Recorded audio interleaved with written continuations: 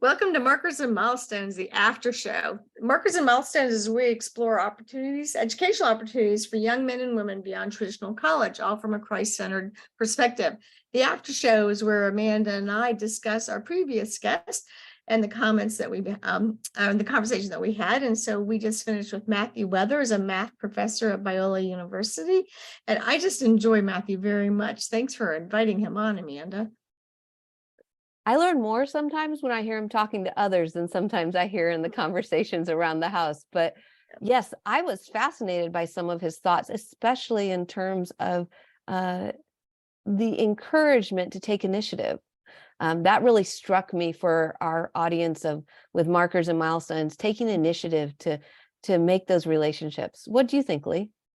Yeah, so I mean, I thought just because he's taught so long, and he's so mild-mannered and comes across so articulate and clear thinking, but I've also seen him when he gets really excited about, an idea. And so I know he just, from the opening comments he made, how much he just loves the students and wants things to go well for them. And so the first three things that he pointed out, the first one, I can't remember what the first one was right now. Do you remember?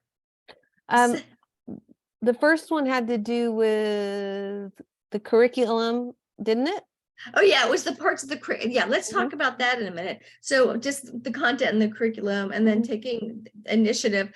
The initiative thing, just to expand upon that, I think there's a lot of our young folks who don't really quite know what to do, especially if they're at a larger college and they haven't found a mentor. We've been so good to always refer back to the church family, but we're sending them there and to the college or to the trade school or whatever, and spending money oftentimes to do that.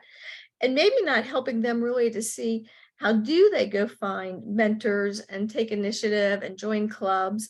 They may just have this idea that, I'm just going to, tick off my credits, do what the professor wants, and don't realize just the plethora of activities when young people get together that the folks around them usually offer. So I don't know if you had advice from having sent yours on to how you help them to find other things besides church, like we always talk about. So I think whether you're at a University of Michigan, big school, or a smaller school, one of the key things to do is go to office hours. Don't go when you're confused. Go when you have even the glimmer of an interest in having a conversation. And that is one of the best ways to get somebody on your side to help you do well. They will help you watch out for pitfalls. And they also love helping people not in crisis. They do help the student in crisis, but your TAs, your professors, they really love it when a student chooses to get to see them without being in crisis. So make that initiative right from the beginning. Another story I have is that person could become your mentor, because if you express an interest in something they're passionate about, they're interested, like your professor was interested from your University of Michigan story, in introducing you to other people in the same field. So you have a great story, but the starting point, go to the office hours. That's one of the very first starting points. Yeah, I mean, nobody likes to work with disgruntled people all the time. It's a joy when someone just comes in and says, "High five, teacher! That was a great class that we just had." Exactly. That might be enough for them. So, but he did on his first points. I wanted to maybe talk about that a little bit longer. So we just defined what curriculum was. I think we defined what content was. What did you think about, and then we've talked about the student and the initiative, but the fourth piece seems to be that teacher. And he really seemed to think it's good to have a good teacher. We don't disagree with that. We love it when we are very helpful to our students, whether their own children or somebody else's. But I think Matthew is inherently autodidactic, as probably you and I are. We just naturally see these things, ways to teach yourself. What can we do to help students who are almost that way? I think one of the first recognitions we might have is that the little kid curiosity about something is the starting point to teaching yourself anything, because he's curious. When he started talking, he was talking philosophers and theology and lots of different things, even though he loves the mathematics. Mhm. He's curious about lots of other things at the same time. And so or even your airplane example, he got curious because he wanted to travel. So he got curious and he Mhm. explored something. So I think there's a curiosity piece, or we might call it wonder. And you can't manufacture wonder, but you can manufacture I would love to ask a question to learn one more thing about this subject or this place or this location, rather than just say, oh, I've seen it all. I've been there. I've done that. Yeah, or there's just even the fear of trying something new because you don't really know what's in front of you. So like I think a classic example is Robert Kiyosaki in the Rich Dad, Poor Dad books about finance, where he talks about his poor dad was poor because when something came up, he said, I can't afford that. The rich dad was rich because when something came up, the rich dad said, what do I have to do to afford that? Right. And that changes your whole worldview. And so it's the same with our kids, and our homeschooling parents are helping. Don't say, I can't do that. Say, what do I have to do to be able to do that? And I think Matthew's the kind of teacher that inspires students to think about that.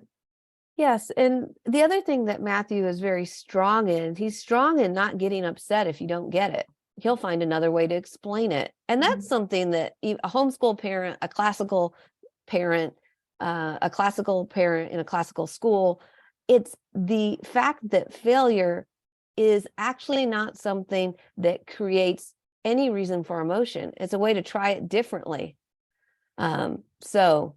That is one of the things that I think is a beautiful part of what you can find and what Matthew did and does naturally in his investigations of things.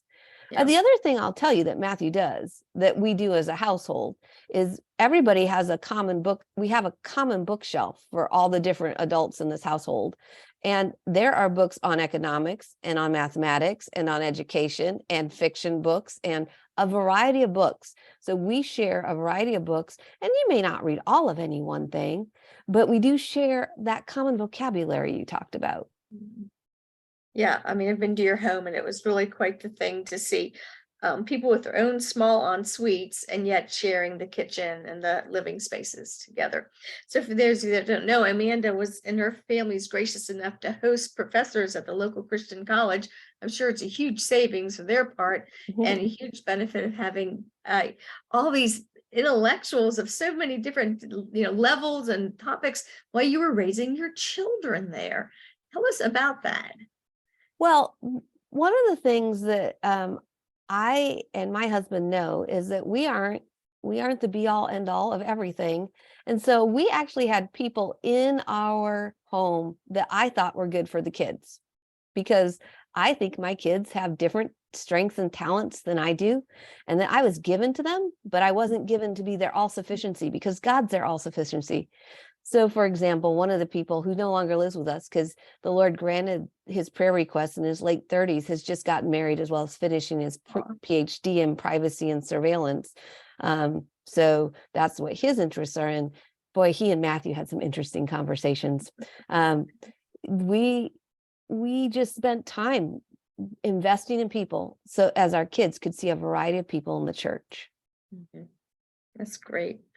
Okay, well, we've had other videos where, actually all of our markers and milestones have been videos of potential mentors for any family that's willing to dig in and take that initiative. So any closing comments, or can we say good night? I think you can say good night, and God go with you as you explore the world, I think is what I'd love to say, as you make him known and see him being made known.